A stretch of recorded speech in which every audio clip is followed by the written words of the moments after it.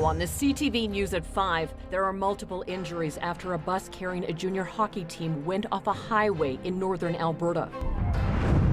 Plus, Alberta teachers file complaints against the province alleging bad faith bargaining. And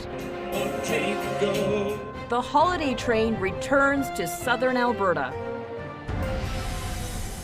Telling your stories. CTV News Lethbridge with Jackie Scantlebury. Hello, and thank you for joining us. Southern Alberta is facing its first significantly cold stretch this winter, and that has everyone trying to find ways to stay warm before that warmer weather returns. Quinn Keenan has more. Snow and daytime highs hovering around -15 have stuck around Lethbridge for most of the week. That's at furnace repair companies scrambling to fix furnaces that have given out. The phones are ringing off the hook, as you can well imagine. Our guys are working well into the evening to try and get everyone's furnaces up and running and keep the heat on for people. It's a tough time of year. Companies like Charlton and Hill can see their call volume triple during cold snaps like this. It's a good reminder for homeowners to check that their furnaces are working properly before the cold hits. You do it for the same reason you take your car to get oil changes. If you want it to continue to work without issue, get it checked. While it's a frustrating time for homeowners, it's a dangerous time for the homeless. Temperatures this cold can lead to frostbite and worse. The Lethbridge Soup Kitchen typically sees an influx of diners when things turn cold. We have seen an increase in the number of people coming for meals. On the flip side, we've seen quite a few people who don't want to leave the building, which I don't blame them at all. So we have a little bit of a challenge when the time is up. The Soup Kitchen recently underwent an expansion, adding 36 more seats.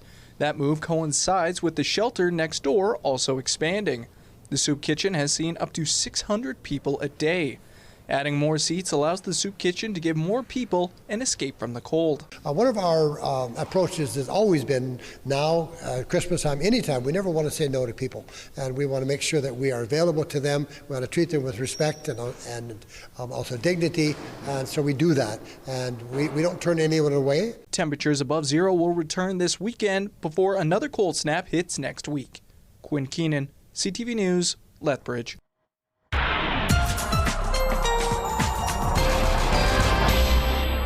Let's talk with our meteorologist, Danielle Savoni, about that weather and the much warmer temperatures coming this weekend. Yeah, and as Quinn Keenan just said as well, we're going to warm up for the weekend. So before we get to the warm up, we still have to deal with the cold.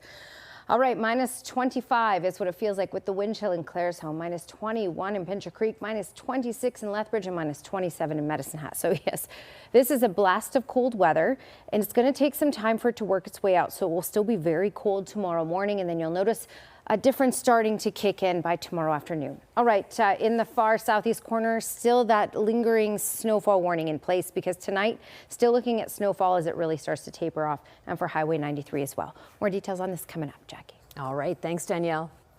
2 Junior A hockey players were hospitalized and several others injured after a bus crashed in northern Alberta early this morning. The Athabasca Rivermen were on their way to the Crow's Nest Pass when the team's bus lost control and slid into the ditch. The bus came to a stop after crashing into trees. 16 passengers were on board. 2 players were taken to hospital in Edmonton with non-life-threatening injuries. Others on the bus were treated for minor injuries and soreness at the scene. RCMP said road conditions were believed to be a contributing factor as the highway was partly snow-covered, icy, with temperatures around -37. The players are between 15 and 19 years old. Poor road conditions and weather are believed to be factors in a fatal collision south of Brooks yesterday afternoon.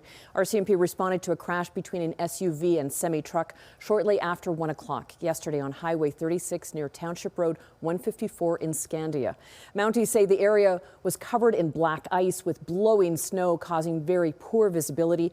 Police say the SUV collided with one of the trailers from the semi-truck, which had drifted over the median. The driver of the SUV, a 66-year-old resident of Vauxhall, died at the scene. RCMP say the investigation is ongoing. And Lethbridge police have charged 2 Calgary men with drug trafficking offenses, and they seized a shotgun following a short-term investigation. Earlier this month, officers received a report about suspicious activity at a Westside home. Police observed activity consistent with drug trafficking at a home along the 700 block of Columbia Boulevard West and a second home along the 200 block of St. James Boulevard North. Yesterday, officers completed 2 search warrants where they seized a 12-gauge shotgun, cocaine, drug paraphernalia, and money. 55-year-old Santino Mawian and 35-year-old Joseph Cull face several charges. Mounties in Blairmore are asking for the public's help in relation to an armed robbery at the Green Hill Tavern early Thursday morning. Officers say 2 suspected men entered the tavern around 1 a.m. Thursday, brandishing a can of bear spray at staff before taking off with a large amount of Canadian currency. No one was hurt during the robbery. Anyone with information is asked to call Crow's Nest Pass, RCMP, or Crime Stoppers. Alberta's teachers are accusing the province of bad faith bargaining over the recent strike. We are filing a Labor Board relations complaint for unfair bargaining practices directed at the Teachers Employer Bargaining Association. We're also filing 61 grievances, one in every bargaining unit across this province. These actions are necessary because the government has attempted to rewrite its own commitments. Jolene says during the strike, the government made misleading claims about what was eventually promised to address classroom sizes and complexities. He also claims the government made statements attempting to drive a wedge between teachers and the association. 2 advocacy groups say they're changing tactics to keep a challenge against an Alberta law affecting transgender people. EGAL and Skipping Stone have been targeting the provincial law banning doctors from prescribing puberty blockers and hormone therapy to those under 16. The groups say it's unlikely the law can be struck down on charter grounds now that the notwithstanding clause has been invoked. Instead, they want to change their argument to a criminal law issue because doctors who do not comply could face fines or even imprisonment. A judge will need to decide if the change can be made at this point. The federal and provincial governments are extending Alberta's child care deal by 1 year, promising to keep fees at an average of $15 per day up until March of 2027. The new agreement will see Ottawa transfer more than $1.1 billion to Alberta in 2026 and 2027, money aimed at maintaining affordability grants, supporting licensed operators, and continuing to build out the national child care system. The news comes with mixed reviews from some parents who say these grants are crucial to preventing their fees from quadrupling in some cases. The lack of a longer-term deal, however, is still adding to the uncertainty of future child care agreements. A new poll suggests most Albertans want the government to stop using public money to fund private schools. The survey by Think HQ asked more than 1,100 Albertans if the province should end allocating public dollars to private schools. 59% of respondents said they would vote to end public funding for accredited private schools. Another 26% said no. 15% were unsure. Among decided voters, support jumps to 69%. The margin of error is plus or minus 2.9 percentage times 19 times out of 20. If you actually put this on a ballot and the numbers come in at 70%, are you actually going to withdraw the funding and potentially see a whole host of independent schools across the province close?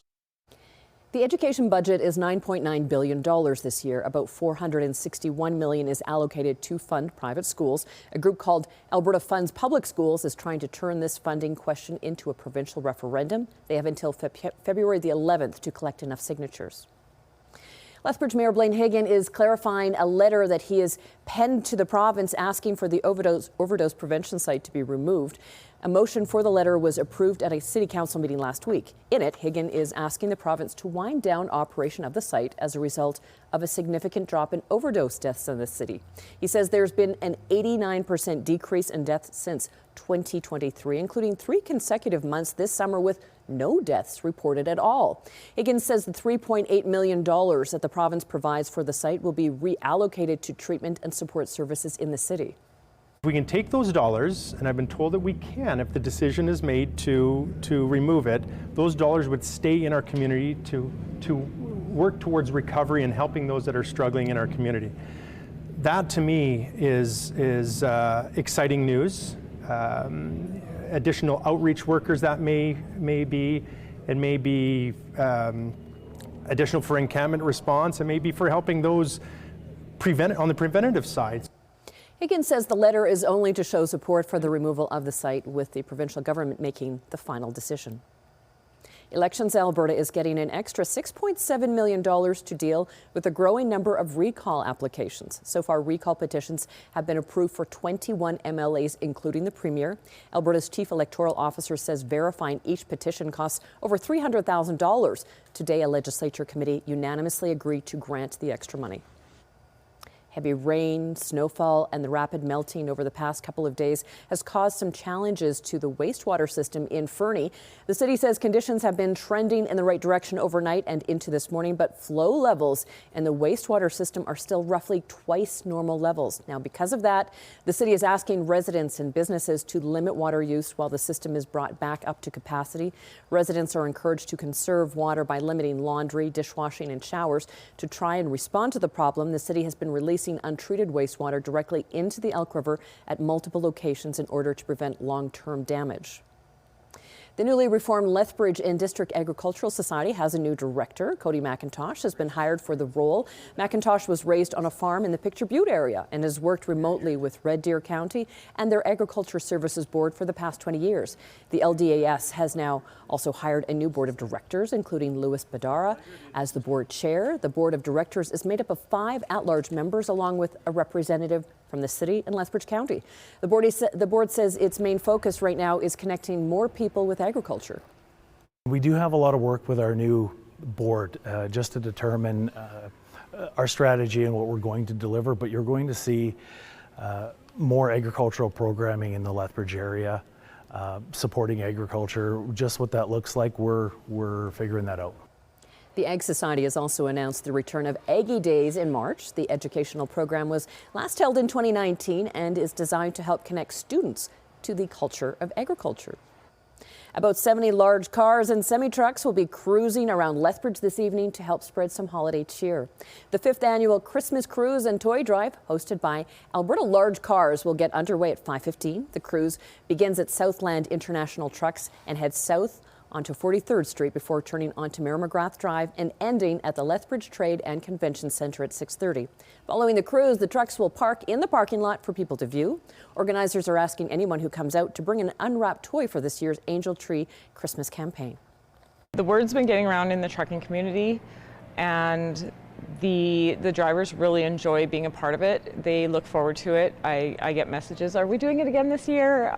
So it's been really great, and it's nice to see it growing and have that positive feedback and positive impact in the community. There's such a great need in Lethbridge, you know, that people aren't aware of. We all go on with our lives all the time, but to see that support for our program so that we can bring joy to some families is just awesome.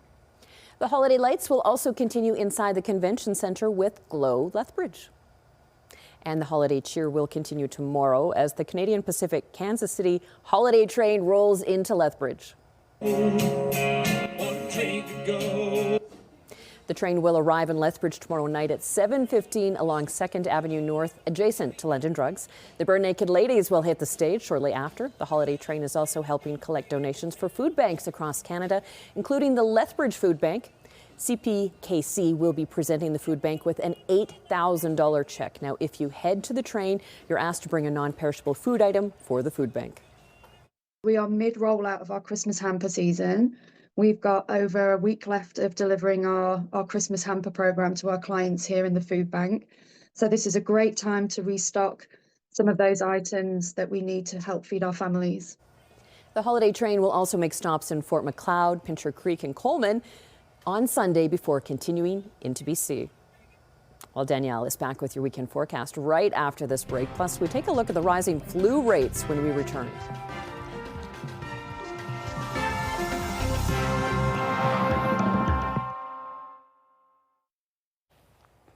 Oh, our Skycam shot from about an hour ago.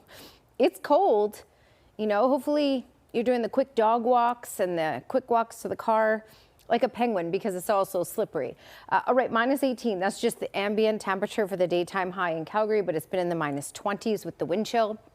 Regina, ambient temperature -22, -21 for Edmonton, -25 for Saskatoon. If you look at the rest of the country, other than the territories, yeah, we are the coldest here in Alberta and Saskatchewan. Not really a record that everyone wants to break, but here we are. All right, so it hasn't been excessively gusty today. The only gusts that have registered in southern Alberta have been in Calgary at 33 kilometers per hour and 35 in Red Deer. It's still windy enough, so while we're not getting the excessive gusts, it's still windy enough that we're getting the wind chill out there. So in Red Deer, it feels more like minus 29. The same thing goes in Calgary with that lovely wind chill, and it feels closer to minus 23 in Pincher Creek, minus 26 in Lethbridge and Medicine Hat. So it's frigid. It will continue to be frigid, and we're still adding more snowfall to this. So on and off snowfall through tonight, and then a little bit in Lethbridge, for example, for the morning tomorrow. We'll talk more about that in the Futurecast in just a second. But Medicine Hat and South, we still have the snowfall warning in place because we're not fully done with the snow yet. While we're halfway done, we still have more on the way before the system lets up. And you can see that band of precipitation, all snowfall because it's so cold. Red Deer down through Brooks to Medicine Hat. And it's intensifying in the far southeast corner. That's what we were talking about. The bullseye area was supposed to be south of Medicine Hat and south of Tabor. And that's really what we're still looking at through the next few, let's say 12 to 18 hours. All right, to advance this is a look at tomorrow morning, but the midnight hours. So when it turns into Saturday, we still have this in the south end. I want to advance this, and as you can see, by 5 a.m., it really starts to make its way out. So early in the morning, you'll contend with a little bit of snowfall before it's all fully said and done, and then it's out for the weekend. The only other thing I have to mention is that around noon on Saturday, freezing rain is possible up Highway 2. Smaller chance of that, but it is possible. All right, let's look at snowfall totals. And we'll likely pick up another 5 centimeters in Lethbridge, another 7 in Milk River, another 5 in Medicine Hat, another 8 in Tabor, and even another 5 in Pincher Creek is possible before this is all said and done by early tomorrow morning. East Kootenay area, flurries and fog for tonight. -3 is the low. Wind chill tomorrow morning, -5, and +4 tomorrow afternoon. Temperatures way more reasonable in the afternoon tomorrow in communities in Alberta. Keep in mind, it's still going to be frigid in the morning. With the wind chill overnight tonight in Crow's Nest Pass, -26, and it will be about -27 with the wind chill in the morning tomorrow. And then gusts 50 to 80 kilometers per hour. 50 throughout much of the day, and then later in the day picking up to 80. That's gusts out of the west, which will get us to 5 degrees for tomorrow. So it's the price we pay. -19 overnight with a wind chill of -26 in Medicine Hat, and tomorrow in the morning -27 is the wind chill. It's a bit of a wind out of the west, getting us up to -7. All right, 1 in Lethbridge in the afternoon, but keep in mind -24 will be the wind chill in the morning as the flurries taper off. But this wind out of the west will be strong, gusting up to 60, even 80 kilometers per hour for the next couple of days. But that'll get us to 1 on Saturday and 9 on Sunday.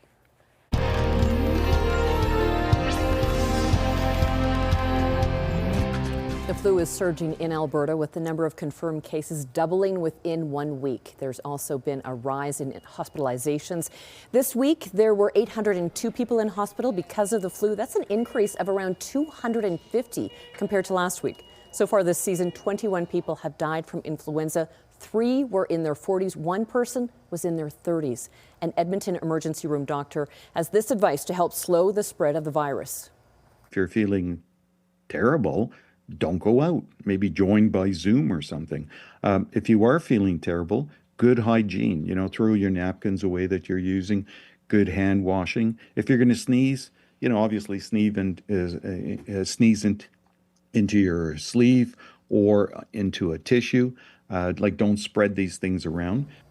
Most dominant flu strain this season is H3N2, which has more serious symptoms. Doctors continue to encourage Albertans to get vaccinated. More than 100 Alberta children have been hospitalized with the flu so far this season. Alberta's Auditor General says better guidelines are needed to ensure high-quality health care is achieved in our province. A report found Alberta Health Services performance reporting is inconsistent and insufficient. Without fixes, Doug Wiley says no one will be held properly accountable to make sure the health system meets the standards Albertans pay for and deserve. He found the AHS business plan for 2023 wasn't published, and the plan for 2024, that didn't come out until 300 days into the fiscal year. And at the end of the day, you have to come back and demonstrate accountability to those that you're serving. And in healthcare, it's vitally important, I would suggest, to Albertans. This is something that Albertans rightly cherish. Healthcare is important to everyone, right? The healthcare audit is one of 8 reports released Thursday by Widley's office. Another looked into Alberta's flood mitigation systems, and the Auditor General says the Municipal Affairs Ministry denied releasing critical information about developing in flood hazard areas. Still ahead on the CTV News at 5, a former Lethbridge Hurricane playing in the NHL is on the move. Sports is up next.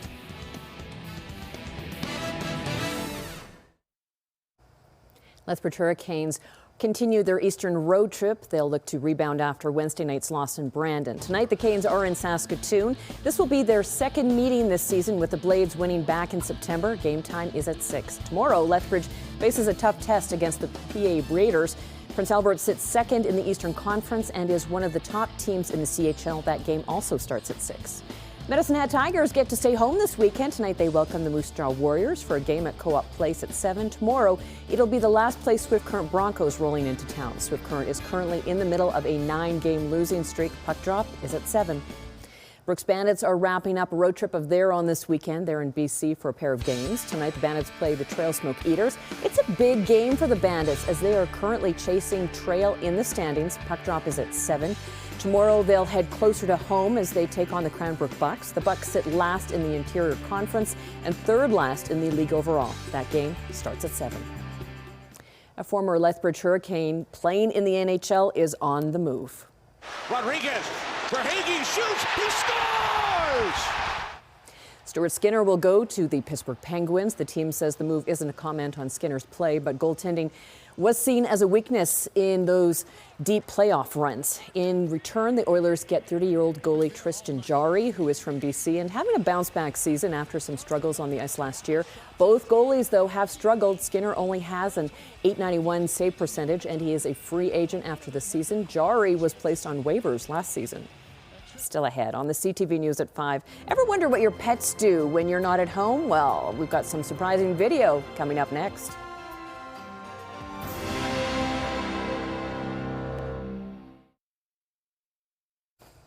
Welcome back. An Australian man got quite the shock from watching his pet cam when he saw his dog had let some of his farm animals into the living room of his home. The video shows his dog Thunder opening the sliding patio door. Well, as we can see shortly after, Sue the steer wanders in, followed by Cricket the horse. The party animals trash the house. The horse is suspected of drinking most of the water in the fishbowl. The owner was actually out for dinner at the time, but says all of the animals made it back outside safely eventually after they enjoyed their visit into the farmhouse. Thank you for sharing this time with us. Now here's the early edition of the CTV National News.